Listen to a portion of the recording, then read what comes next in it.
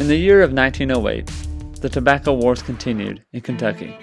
The Night Riders' raids spread across the state, at first primarily in western Kentucky.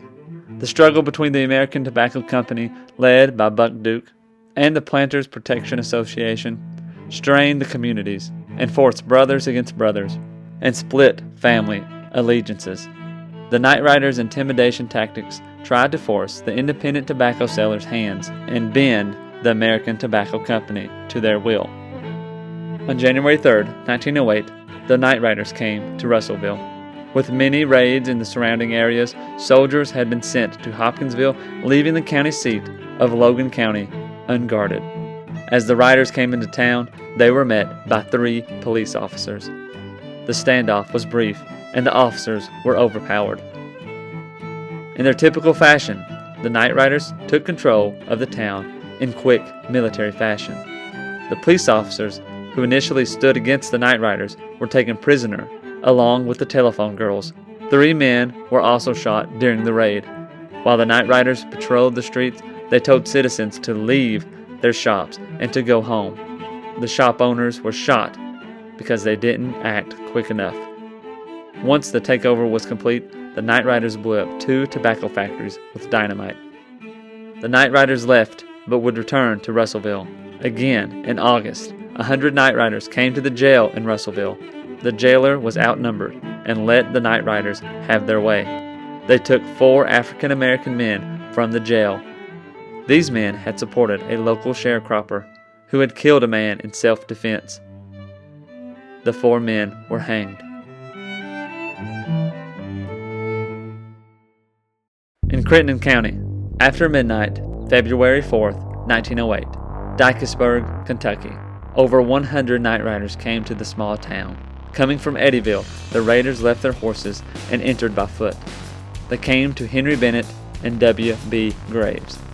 The town had no police, and the telephone office was closed. The citizens were at the mercy of the Night Riders. Shots were fired, and the citizens did what they could to defend themselves. During the shootout, a group of riders set 2 tobacco warehouses on fire.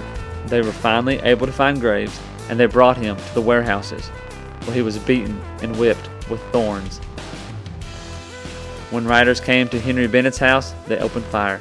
After Henry did not appear, they entered the house and drug him into the streets, half clothed.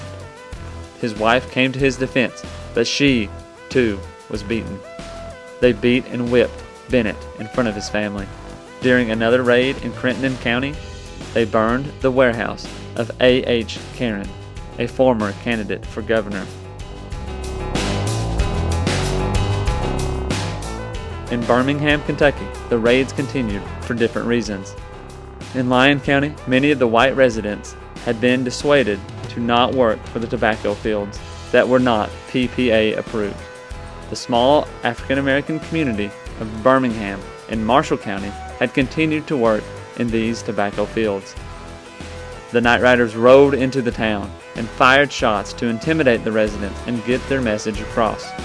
Sadly, 2 people were killed by the shots. John Scruggs and his grandson were both fatally shot. Other men were taken from their homes and beaten and whipped in the streets. The authorities and the community were disturbed by the ruthlessness and the death brought by the Night Riders. The authorities stepped up against the Night Riders. A man was brought to trial for the raid, Burnett Phelps.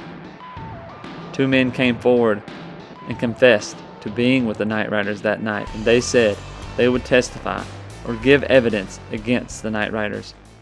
Ed Fox had many connections to the Night Riders, family members, in-laws, and more. His fear of retribution or retaliation got to him. One dark night, he decided to end his life. His wife came into the room and saw Ed with his gun to his head, and she acted quickly. She seized the weapon and forced it away from his hand. Her efforts were in vain. Ed accidentally shot himself in the stomach, and he died the following week. The other former Night Rider, set with evidence for the trial, committed suicide. The authorities finally got a break with their witnesses.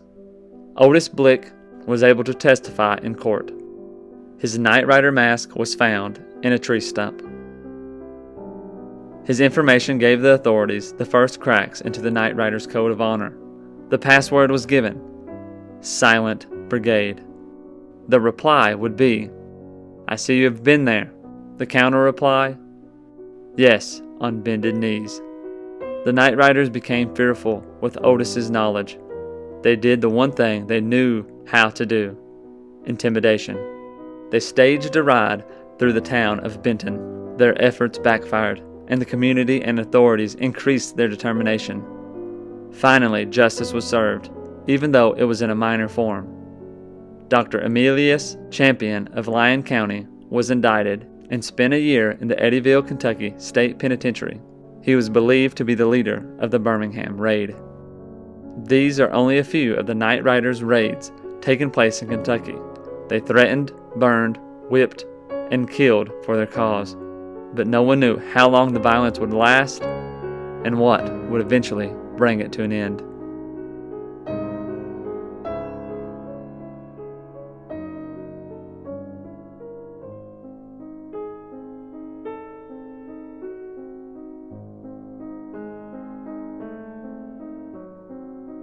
Don't forget to try out audibletrial.com/kyhistorypod to get a free book of your choosing.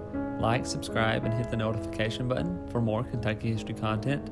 If you'd like to support the channel, check out our Patreon page at patreon.com/kyhistorypod. Find us on these social media platforms and check out the Kentucky History Podcast on these podcast platforms for more in-depth history of Kentucky. Thanks for watching, and we'll see you next time.